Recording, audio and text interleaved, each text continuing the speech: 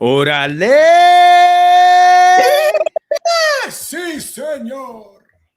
Bienvenidos and welcome to the Familia FFP podcast. Estamos en vivo. Primo Hector, ¿cómo Live. estamos, baby? I'm good, man. Ready to rock. Well, Primo Ricky is working tonight, so it's just the two of us.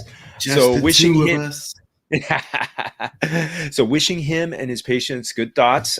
Make sure you're following us on Twitter at Familia FFB. You follow Ricky at Ricky Torres TV. Heck, where are they following you? At what the heck? 2 T's. That's right, baby. That's right. And don't forget familiaffb.com, where I am about to drop by the time some of you who are hearing this on the podcast, I'm about to drop this long article with feature on Dr. Edwin Porras, where he and I went through a bunch of injuries going into training camp. So it's on, baby. It's on. It's on. That's the one thing that everyone's most interested in is injuries. That's what everyone wants to know about. And you know what? We went through like so many guys that are coming off injuries. Some of the guys that we're going to talk about today. So this episode is going to kind of feed into the other guys, but yeah, this is gonna be so cool. So make sure familiafb.com. Make sure you're going to our Familia FFB Facebook page and also our Instagram. We get some everywhere. Find us everywhere, baby. Find us everywhere. Sounding a little bit like Macho Man there. Yeah, I will say I've been. Much of the day I've had that Macho Man kind of voice because Primo, I went to that Dodger game on Tuesday night. Oh man, luck. You're lucky. I wish I could have been there, man. That's walk off. And talk about luck. That was my first game in almost 2 years. My first live game. So it's incredible. Awesome. And you know what, we were gonna in some instances, I might have left. I mean, when it was 6-1, a little frustrating. But when you haven't seen a game in 2 years, you don't leave in the 8th inning. Yeah, no, we weren't leaving. Hell no. Plus, my buddy Mike, who was driving us, shout out to Mike K. When he had promised his nephew, who was also joining us, that he would never take him early from a game. Because my friend admitted to his nephew. I knew this a long time ago that my friend Mike had left the Kirk Gibson Game 1 of the 1988 World Series because he had to get to a surprise birthday party for his grandmother's birthday. So that's the only reason why I give him the okay. But he promised his nephew that he was never going to make him leave a game. Wow. I mean, the only thing that he could say in his defense, maybe to make himself feel better, would be like, if I didn't leave early, he wouldn't have hit it. So he could say, you know what, it's because of me. I left. The lined up, all the the planets aligned. Everything just kind of worked out that way, and that's the reason that Kirk Gibson hit it. Is because he left. So left. If anything, he can say that. Him and the guy in the Corvette in the upper left hand corner. Whenever you see that replay, it's the video exactly. The lights going toward the exit. Yep. Those Corvette lights just get me every time. They stand out. But Primo, aside from that great Dodger game, I'm fired up because we've got training camp. We're not gonna, we are knocking on the door of training camp. We're coming in. Yep, we're coming in. We're coming in, gang. It's going to be a normal training camp.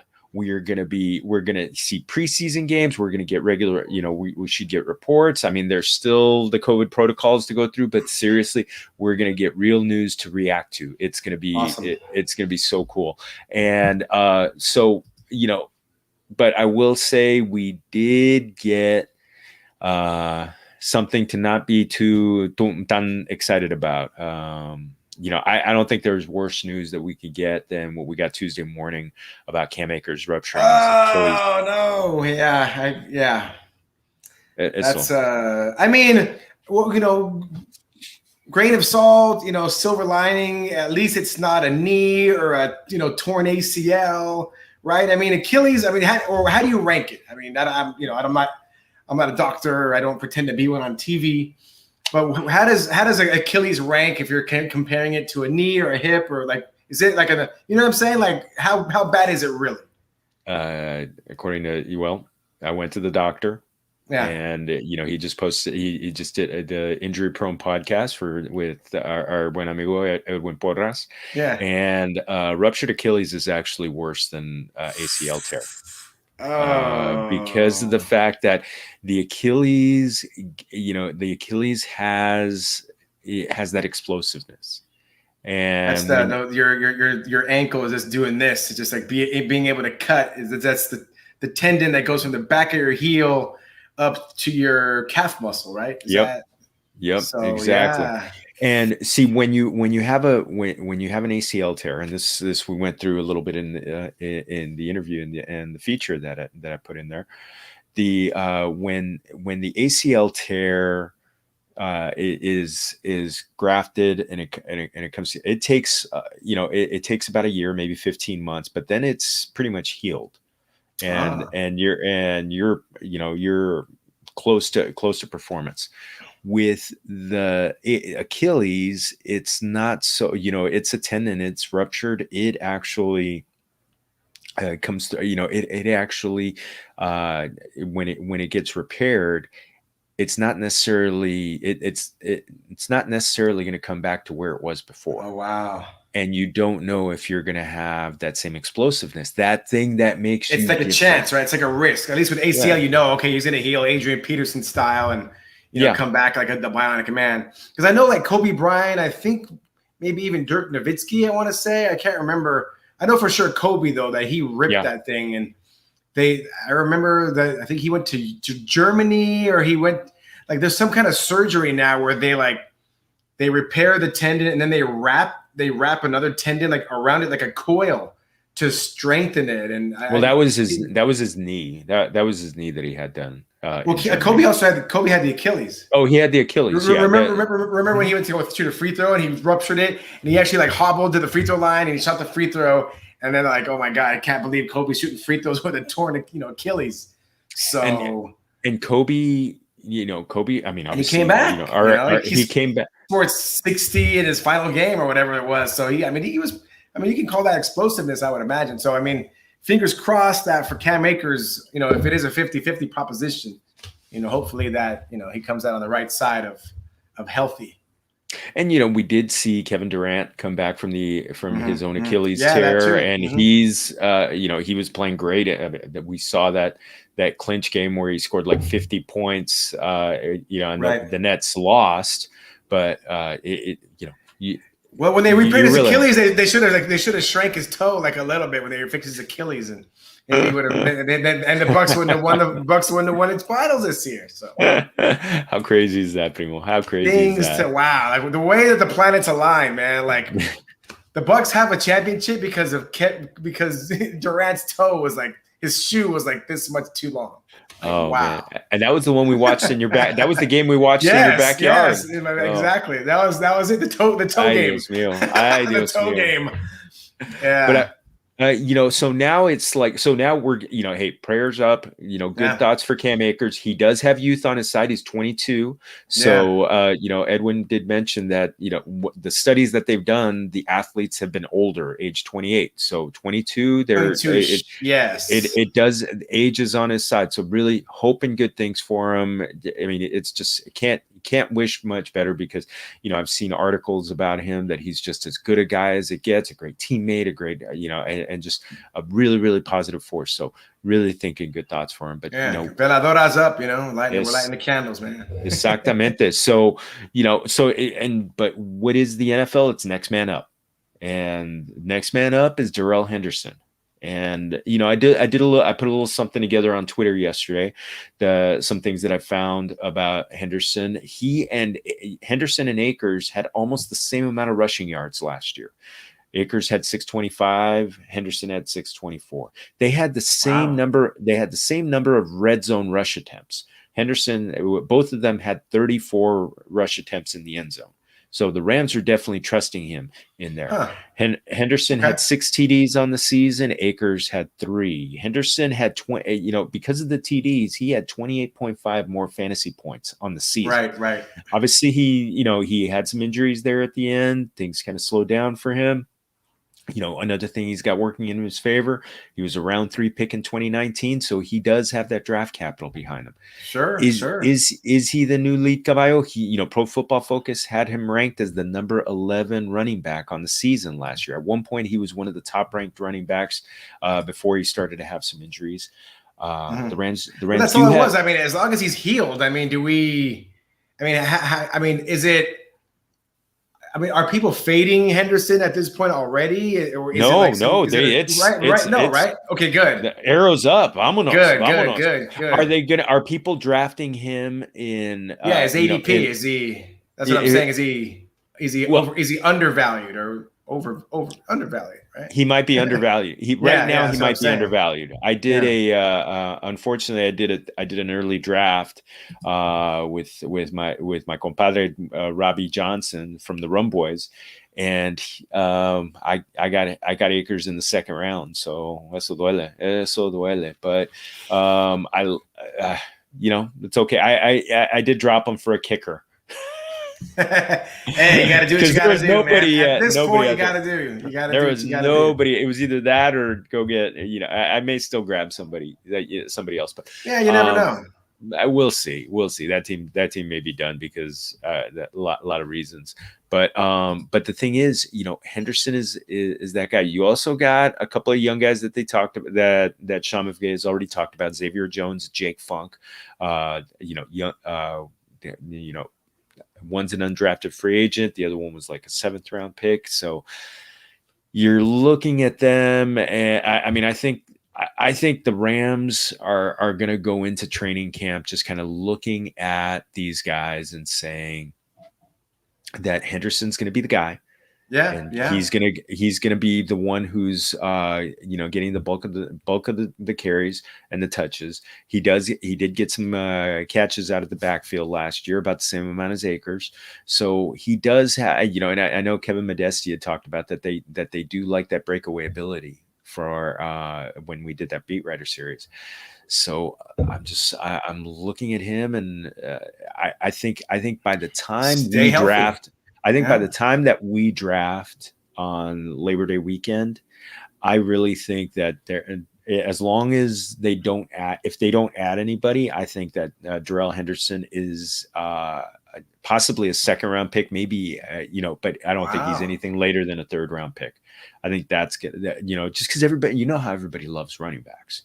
And, and that what you get with the Rams is that McVay's going to use his running backs.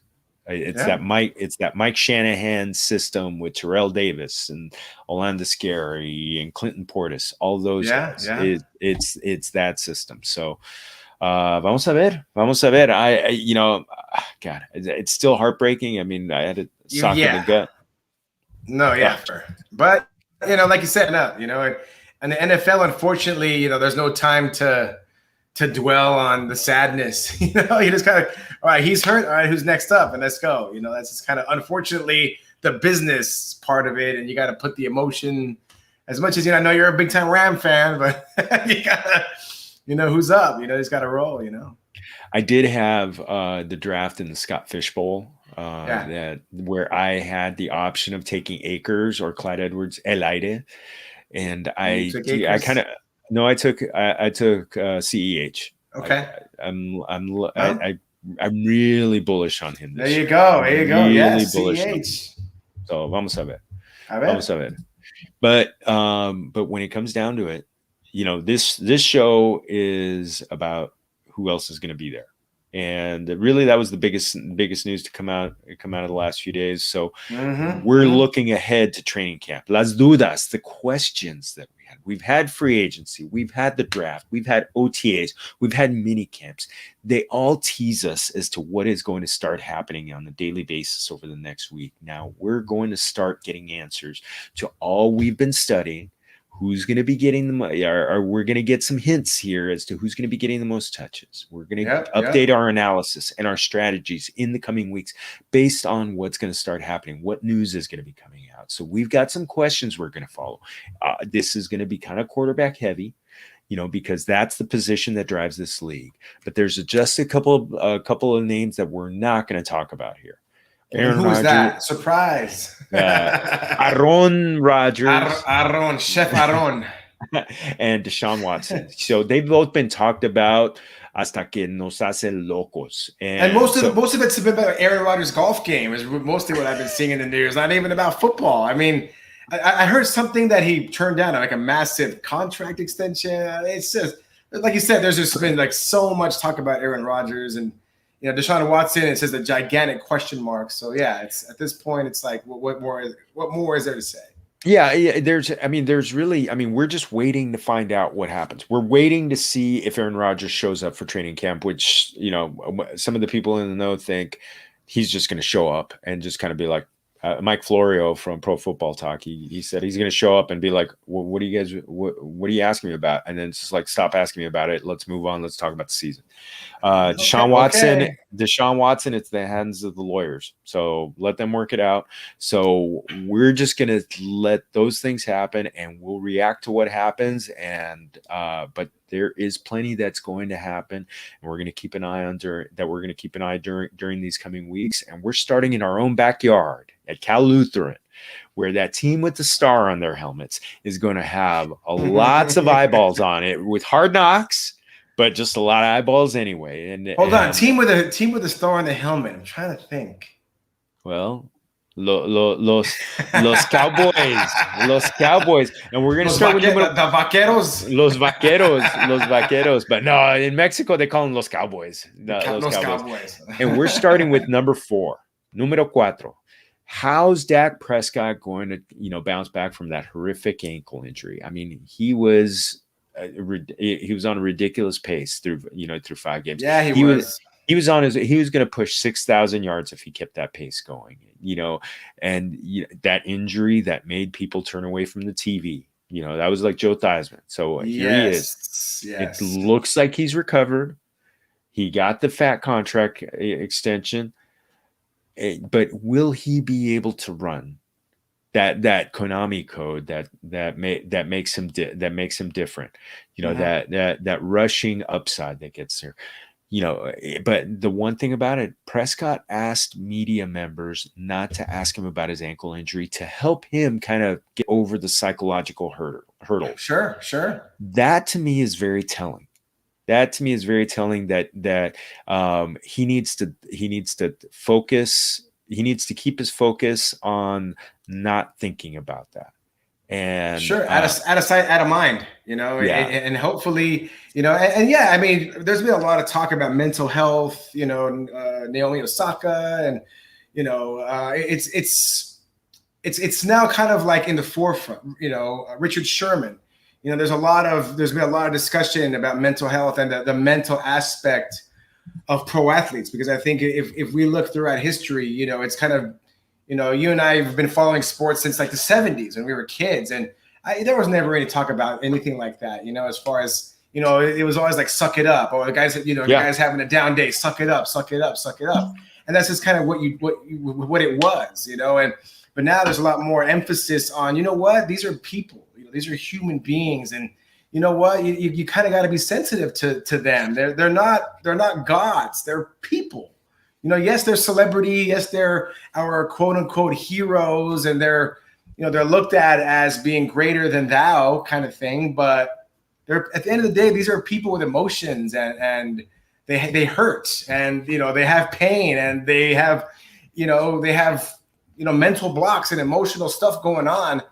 That when they're not on TV, when they go home, they deal with that stuff. So yeah, Dak Prescott, if this is leading to some kind of, I'm not saying depression or whatever, but I'm just saying this is just something that he doesn't want to think about, because if he can keep it out of his mind, off his mind, and then that'll help him, focus on the positive, then let's help him do that. I don't think there's anything to read into, like, oh, don't talk about it because it was really, really bad, worse than anybody knows. I don't think it's that. I think it's just like, I don't want to talk about it. I would rather just focus on the positive stuff the team and everything else instead of focusing on how much I was in pain and how much this hurt me.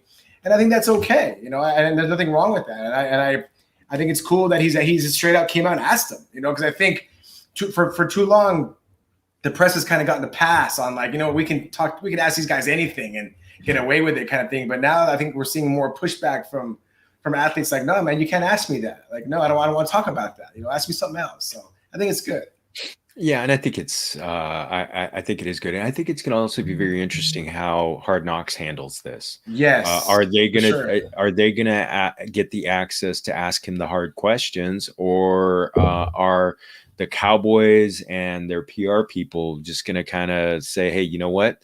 You don't need to ask him about that. Just ask him football questions. Sure. And let's concentrate on these other storylines. So it's if he already said it, I think maybe that had to do with Hard Knocks. If he already put it out there, like, you know what, if you ask me, I'm not going to answer you, and just kind of, that's kind of the end of it. So it's like, okay, well, and that now you can't get mad at me if you ask me because I already said it. It's like you're telling your kid, like, I told you not to do that. Like you already know. It's kind of like dad is playing mom and dad. Like, all you reporters out there, I'm letting you know right now. If you try to, throw a hissy fit because I'm not answering your question, I'm letting you know right now that's your fault because I'm telling you right now I'm not going to answer your question. So now it's on them, which is better, I think. No, it's yeah. I think I'm going to keep an eye on it. But I will say I'm a little worried about how much he's actually going to run. And to make it for him to throw for 5,000 plus yards, he's got to. That's going to be what the difference making. Well, yeah, but here's my question. My question is, how was he able to put up such big numbers? How much was running, or the idea of him running, or the fear of him running? How much did that play into it? Because it just seems to me he was just putting up like video game numbers, and it just seems like.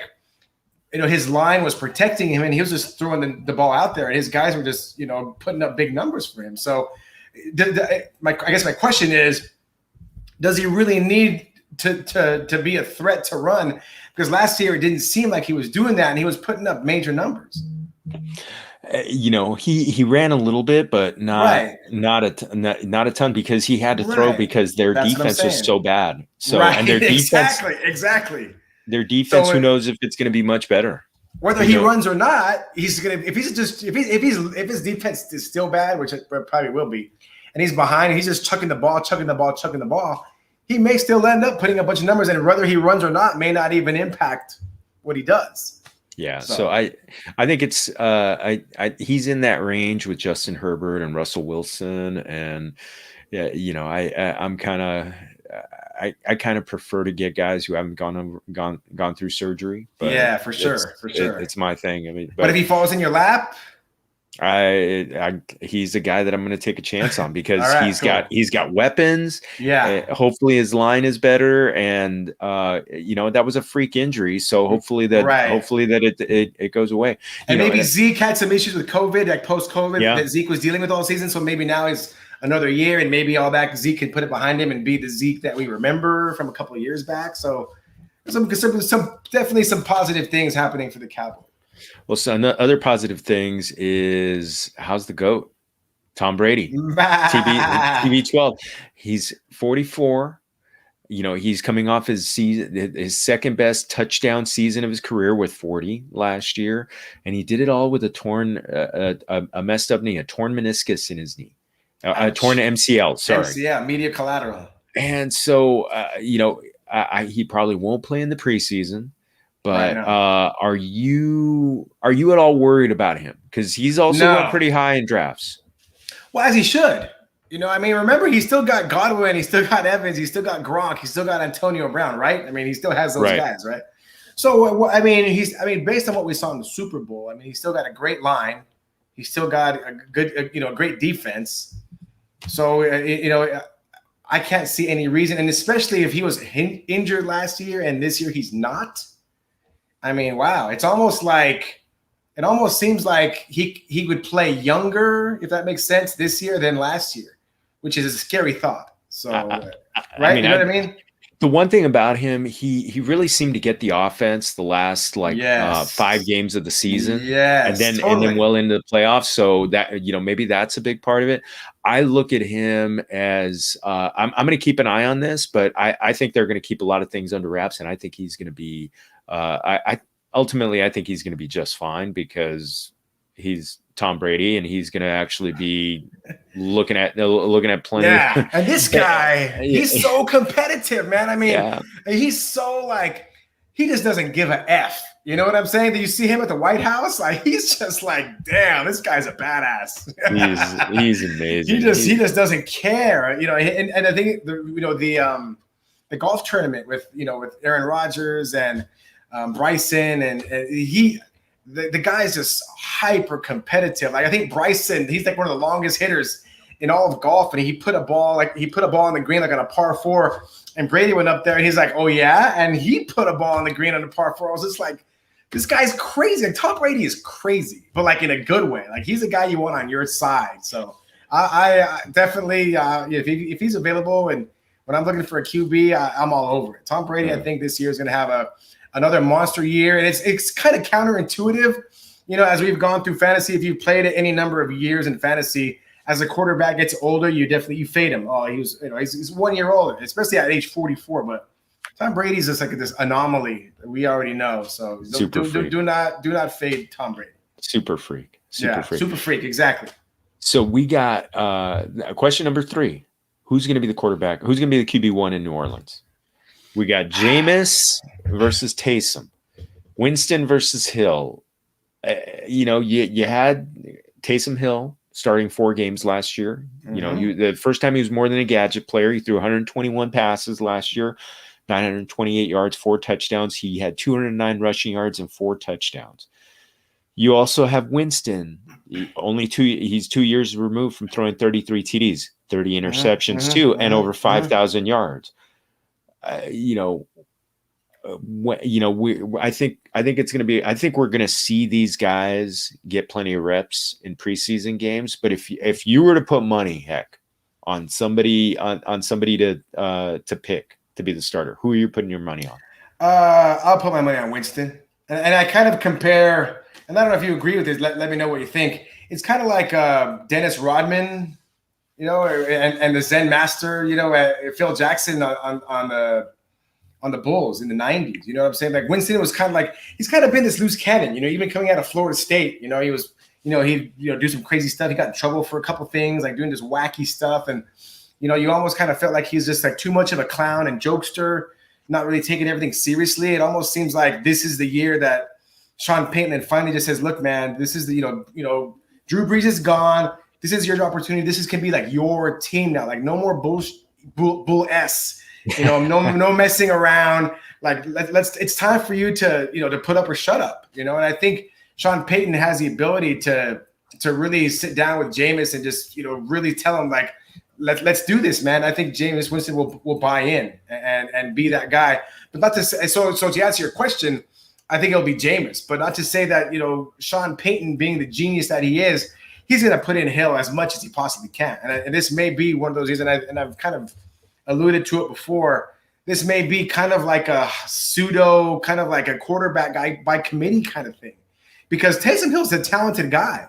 He can do a lot of great things, and I can see like a plug and play scenario where, every once in a while, just randomly Winston comes out, Hill goes in, and just like throughout a game, they can just be like going back and forth, just doing wacky stuff, and then they'll both go in together, and Hill will line up as a QB, and Winston will be a receiver, or vice versa, and they'll just like throw defenses for a loop. Like, oh my God, Winston's a receiver and Hill's the quarterback. And like, what am I looking at here? And you know what I'm saying? Just to be crazy. Cause I can see Sean Payton just being creative with that. And then you still have all these, you still have, the rest of the squad. You have, you have Michael Thomas, you have Alvin Kamara still to just wreak havoc among defenses. So, I mean, Sean Payton kind of like, the key master right now, like the puppet master. He can do some really creative and cool things because these guys are all athletic. They're all talented.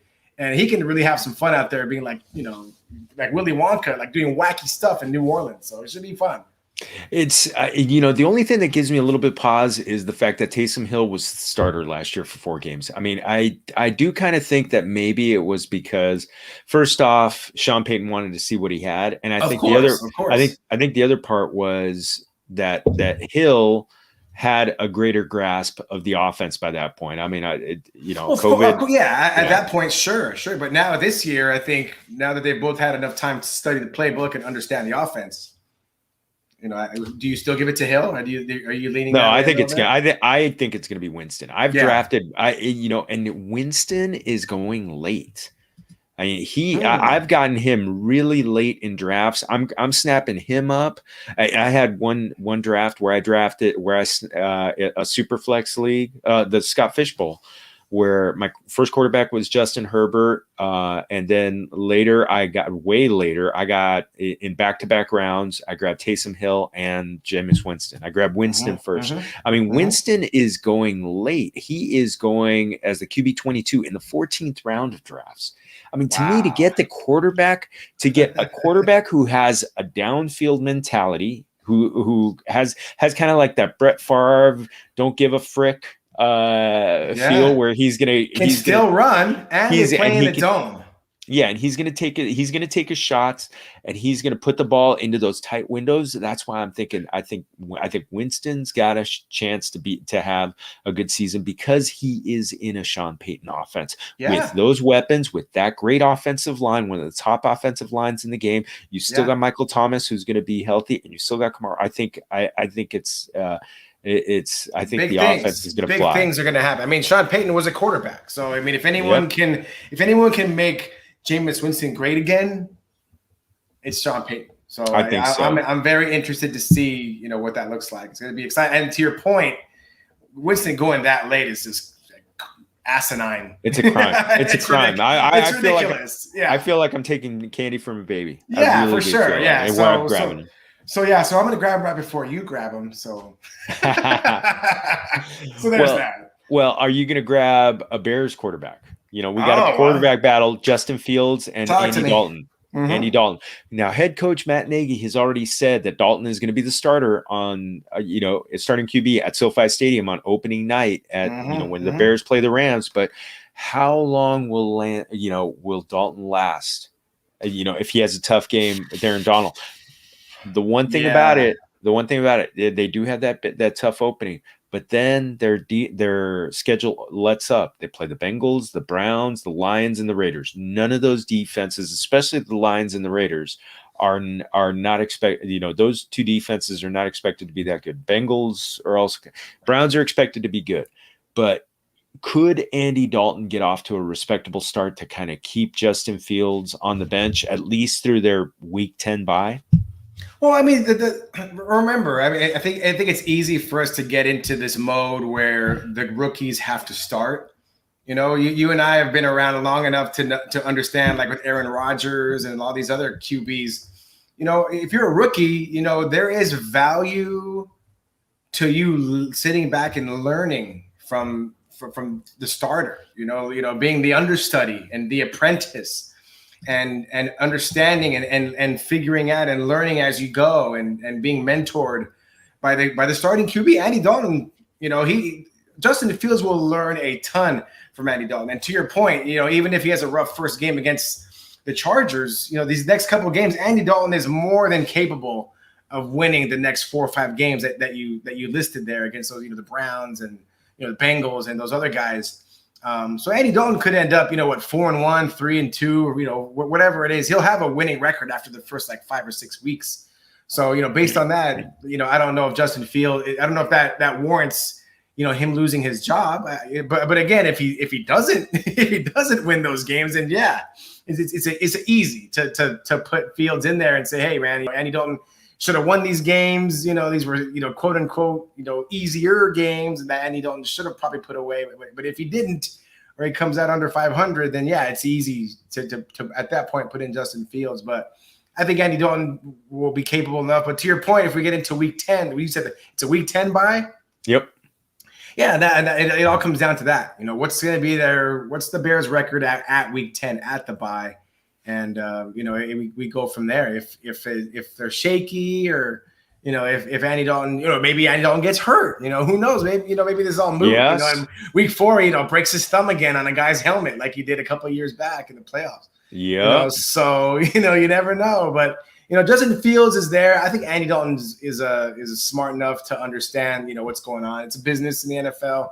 It's just a matter of time before Justin Fields takes over. So Andy Dalton's going to do his best, and as much as he wants to be out there, as long as he wants to be out there, and if he doesn't make it, then Fields will just come in and take over, and we'll see what happens.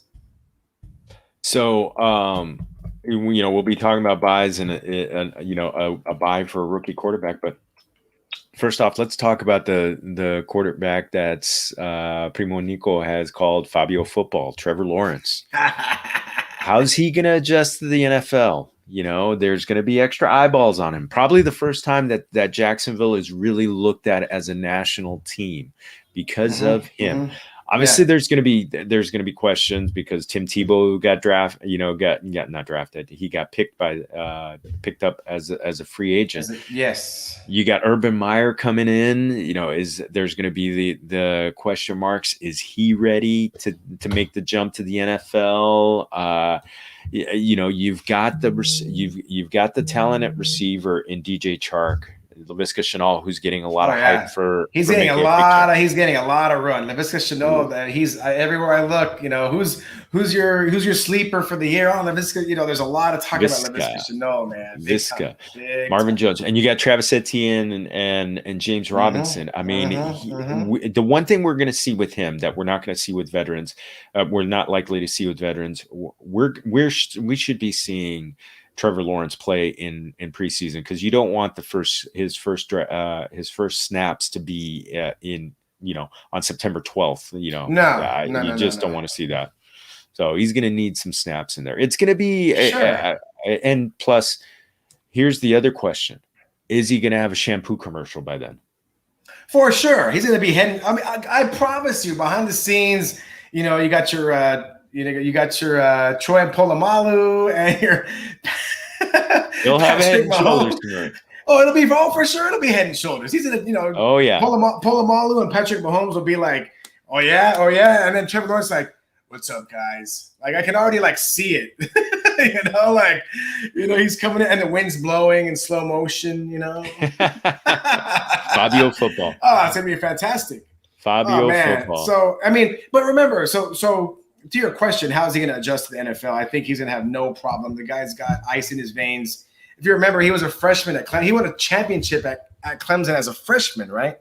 Yeah, you did. I mean, that's a year. That's a year after being a college senior. I mean, a high school senior, right? You're going to remember prom when you're a senior. 6 months after going to the prom, or whatever. Exactly. 6 months after prom, you're winning a national championship on Channel 7, on ESPN in front of 1 million people, and you're cool as a clown. A lot of million, like 50, 60 million. Right, exactly my point. So I think Trevor Lawrence, I think the guy is unflappable. He's not going to have any problem at all. He's not going to fold under the bright lights at all. He's not in New York in a big market. He's in a nice cozy spot in Jacksonville. So even a little bit less pressure. As much as he's, under the spotlight, it's not a gigantic market. So he can kind of, hide in the shadows as it were. You know what I'm saying? In a smaller market NFL team. So he's going to be great. Like you said, he's got tons of talent around him. Chark and Shenault and Jones and Etienne. My God, James Robinson's like, wow. I mean, all we have to worry about is, can Urban Meyer handle this? Because, you know what I'm saying? Because there's a crap ton of talent on this team, man. And as long as Urban Meyer can lead the ship, they're going to be in great shape. And, I don't know what the over-under is for wins for these guys, but I think they're going to do some damage. I think they will, but I don't see them winning more than 6 games. Just because they're young. They're not going to make the playoffs, I don't think at all. But I think they may win more games than what most people may. People think they're going 3 wins or 4 wins. I think they're going to surprise. They're going to have us a couple of surprise games in there. They may pull off a couple of surprise wins. Yeah, he'll have some big games, but I think he'll also have some clunkers. He's going to have some growing pains this year. But I think as far as what his maturity level is, you look at guys like Justin Herbert, Joe Burrow. How did they do in their rookie campaigns? And because I think Trevor Lawrence is every bit as mature and capable as those guys. And did they have any clunkers, to really speak of? I don't know if Herbert did, if any. You know what I'm saying? Burrow did. Right. Herbert had games that weren't that great, and then he had some games where he was absolutely spectacular. Exactly. So Trevor Lawrence gonna, has the ability to be spectacular in the same way that Herbert was. Yeah. So we got another one. Mm-hmm.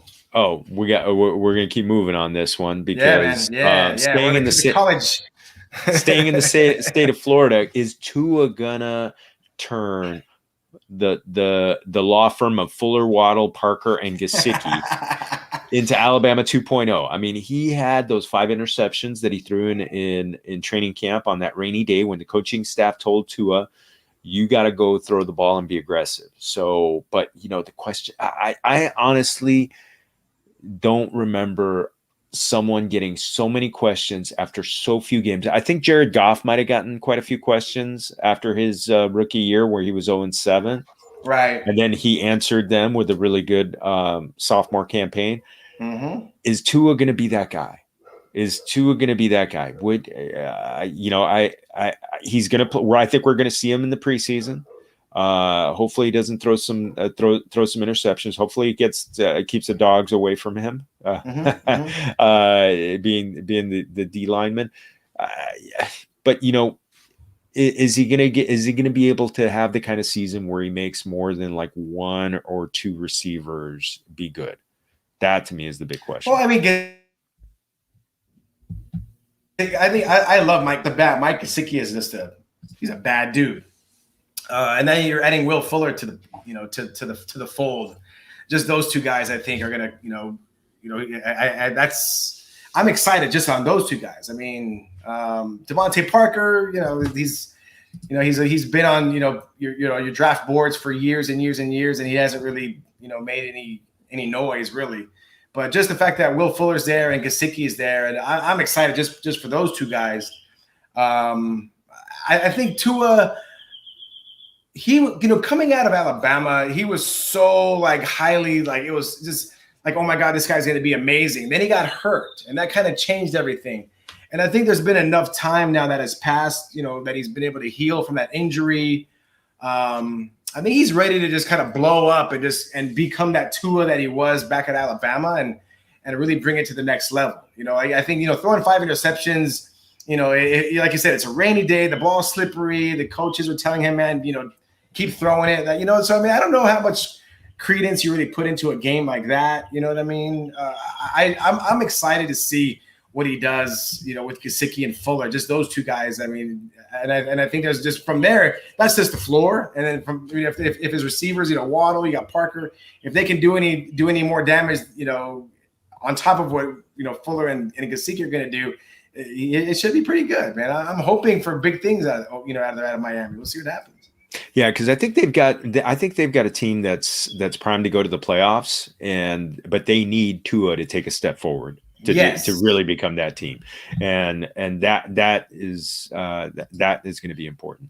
Another important guy is probably as important a player to the Cincinnati Bengals, yes, as there has been in a long time. Joe Burrow.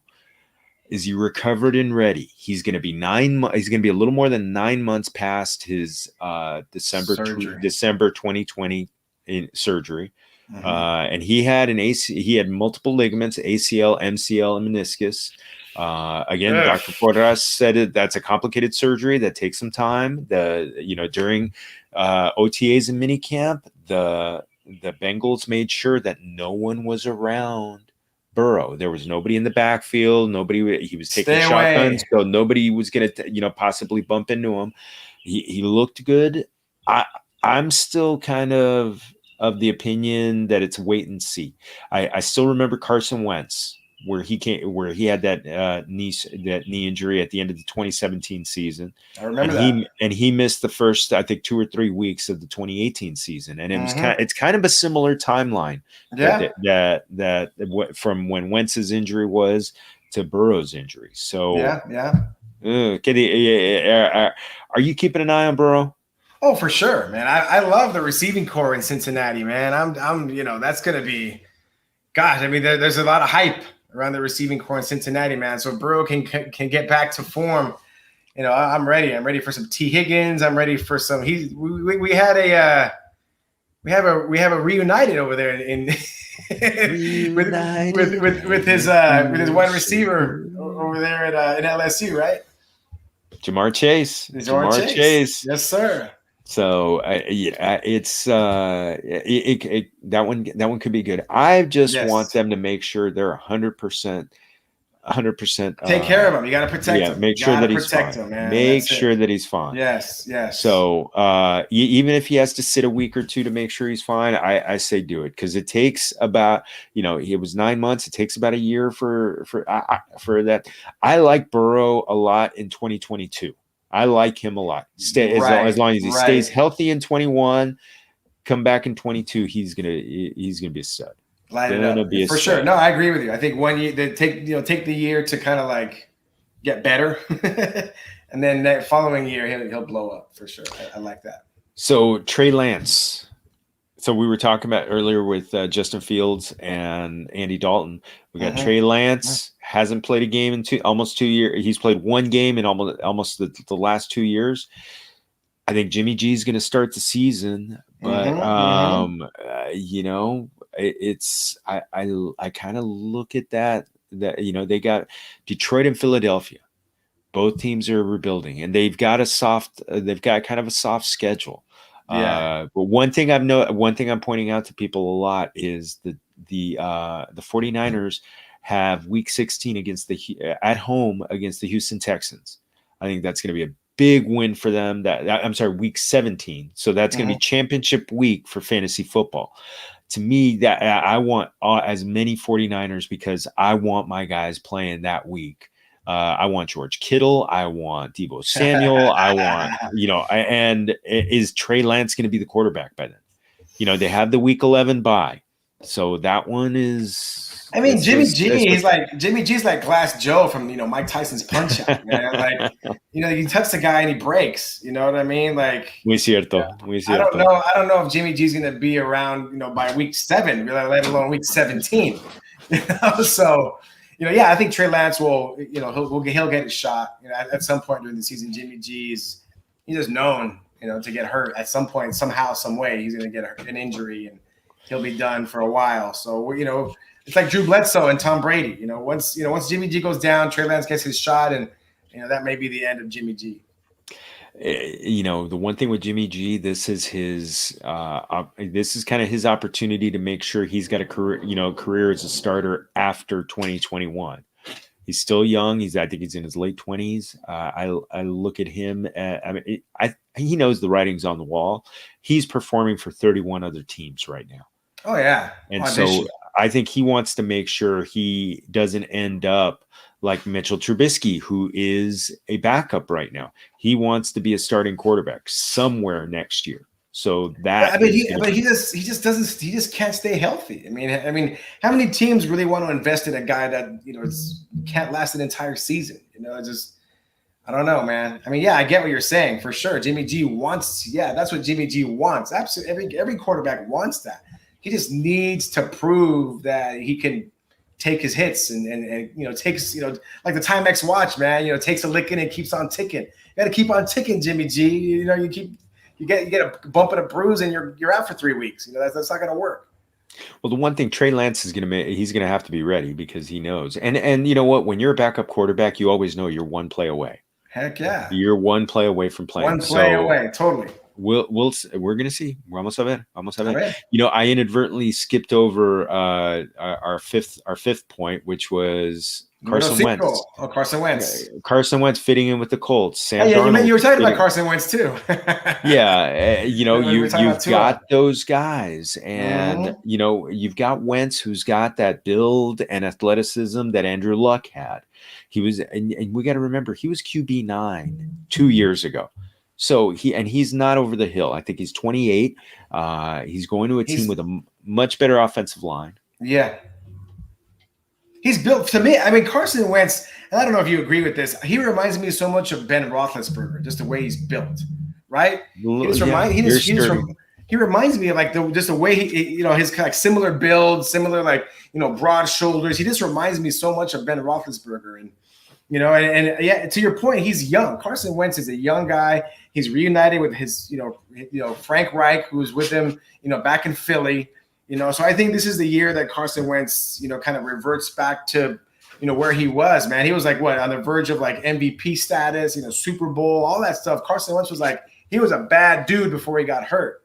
So, we've all been waiting for, Carson Wentz to get back to where he was. And I think this might be the year that he does that. He's got a great receiving core there with the Colts. And I'm excited, man, to see what that looks like. No, I'm fired up. I'm pretty excited about them. I think Zach Kiefer from The Athletic, when we sat down, he talked about the fact that they're going to stress to Carson Wentz, you don't have to do everything. You don't have to be that guy. So Carson Wentz is going to be, I think he's going to be going to do what he needs to do, and he's going to have a great running game to support him. I think that's a great running game. Yeah, Jonathan Taylor is no joke. Yeah, that guy was no joke. He was a mean hombre last year.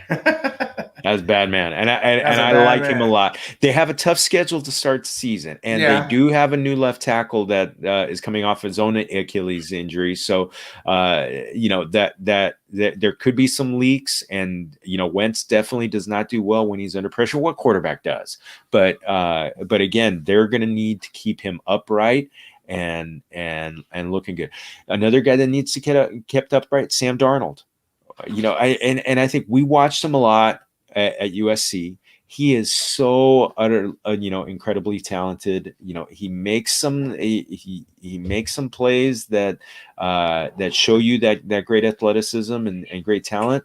But then he also has some plays where it's like, ¿Qué estás pensando? ¿Qué estás pensando? So, but he's in a system where he's got a play caller in Joe Brady, who's going to give him give him opportunity. He's got weapons. He's got weapons. Your guy, Robbie Anderson. He's got guys all over the place. Yeah, he's reunited. We talk about reunited. He's reunited with Robbie Anderson. And back when they were together on the Jets, Robbie Anderson, that's where it opened my eyes. And I remember I scooped up Robbie Anderson off like waivers, kind of late in the season. Like, I think it was like week 11 or something. Like, nobody was even paying attention to Robbie Anderson. But, I was noticing that Darnold and Anderson were just kind of like, starting to do things. So I picked him up off waivers, and like for the rest of the season, like the last like 4 or 5 weeks of that season, I think it was like 2018 maybe. They were doing damage. Robbie Anderson and Darnold together were doing some damage. So keep an eye on Robbie Anderson. I'm looking for big things from him this year. And I think this is the best receivers he's had. He's got Robbie Anderson, who's in a system that's using him correctly. You've got DJ Moore, who's also just a stud receiver. And you got McCaffrey. So McCaffrey sounds familiar. McCaffrey. We remember. You remember? He was good. I think he's good. He's good, right? He's good, right? Well, one guy we don't know, our last Duda, we don't know, is Daniel Jones good? We still don't know. It's Danny Dimes. Is he good? The other part is Saquon Barkley going to be ready on week 1? We're with Los Gigantes, the New York Football Giants. Are the you've got Danny Dimes, and you look at the final numbers from last year, and they were underwhelming. 2,943 passing yards, 11 touchdowns, 10 interceptions. He's had problems with fumbles, but also Next Gen Stats on NFL.com found him to be the number 1 rated passer, deep passer, 39 passes of 20 plus yards, and he had a passer rating of 134.9. Last I checked, that was pretty good. That was damn good. So is that good news for Kenny Golladay and Darius Slayton and Kadarius Toney, the rookie? Is it good news for them, or it's kind of one of those things. Daniel Jones is kind of that sexy player that people are saying he's going to take. Some people, it's really easy to say he's going to take the Josh Allen jump. But is he ready? Is he really ready to do that? Is he going to keep running the way he did before? I've talked to Giant fans, and they don't know. they're hopeful, but they don't know. Sure. And I don't know if Bills fans were in the same boat last year. I think they saw something that they saw something in him. So, I mean, I don't know. I mean, yeah, he's adding Kenny G to that receiving core is obviously huge, but I don't know. I like you said, underwhelming, and I'm a numbers guy, and most fantasy players are numbers guys, and when you see the number of games that Daniel Jones played and the number of touchdowns and 11 TDs and 10 picks. That's I mean, most guys are going to fade that. I mean, with so many quarterbacks on the board, Daniel Jones is probably dropping way down on everyone's list of quarterbacks that they want. Probably like fourth or fifth on most people's lists on quarterbacks that they're keeping an eye on. So I don't know, if he's going to go undrafted, maybe. Again, 11 TDs and 10 picks. Why would you want that, on your squad? You know what I mean? And yes, adding Kenny G, and yes, the next gen stats and whatnot. But I don't know, like it's the smell test and the eyeball test. Just seeing what he did last year. Outside of next gen stats. Next gen stats don't win you your fantasy football, championship. Stats when you your championship. So if he's throwing up some like you said, underwhelming numbers like that, and he's not getting you fantasy points, you may just end up skipping him. No, I think he's a guy I may take a flyer on. Okay, maybe a flyer is what most guys would take on it for sure. He's that guy. So his ADP right now is he is going in the where is he going? He's going 20. He's going in the 15th round. Oh my God, he's QB 26. So he's kind of in that range. Jameis Winston, Fitzmagic, Tua, Derek Carr, and he's the guy because of the rushing, he could jump up.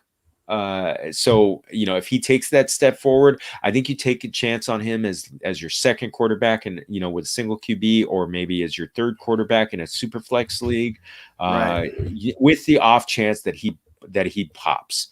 So I think that's the thing. He's one of those guys that I'm looking at in case he pops. It's a total coin toss. Total coin toss, man. Heads or tails. Heads, he's gonna have a pretty, really, great, bump up year from last year, or tails, he just craps out.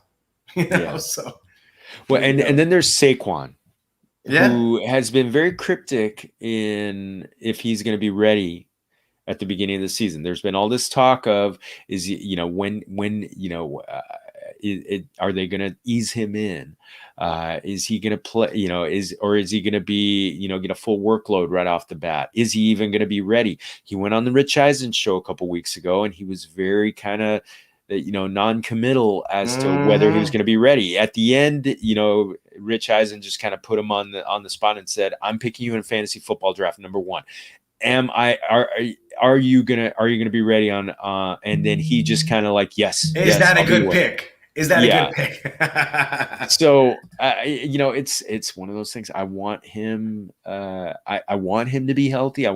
They've got a tough schedule, and their offensive line is ranked number 32, which has me a little worried about that going into the season. But we've seen teams take a big step forward. They seem to not be worried about him, but I'm. I mean, that doesn't bode well for. I mean, even more of a reason why Daniel Jones is going, in the QB 26 or whatever it was that you said. If your O line is ranked like last in the NFL, that's not a good sign for your quarterback. and especially a quarterback that you need to take a step forward. To find out if he's the guy. Yes, that's not going to happen. That doesn't lend itself to helping your QB improve when your O line is terrible. So. And if you're to help your QB improve, you need that stud running back to be a stud running back. So, rebuild. They're rebuilding. But Primo, I mean, it's coming. I viene the season. I'm pumped. So we're gonna get out of here. Eso es todo for our show, everybody. For our show. Thank you for Anchor for being our hosting network and making sure our independent podcast gets out to the Familia community. Thank you also to YouTube for putting our lovely faces. Well, Hector's, man, me, not no tanto. Please make sure you subscribe, leave us a review at YouTube or wherever you get your podcasts. You can find original content at familiaffp.com. Hector, where are they going to find you on Twitter? At what the heck? 2 T's. You can find me at Jorge Martin 17. Don't forget our Familia at Familia FFB on Twitter and Instagram, as well as our Familia FFB Facebook page. Everybody get ready. It's redraft season is coming. This is going to be the fun time. We're so pumped. Remember, everybody, todos somos familia. Adiós, amigos.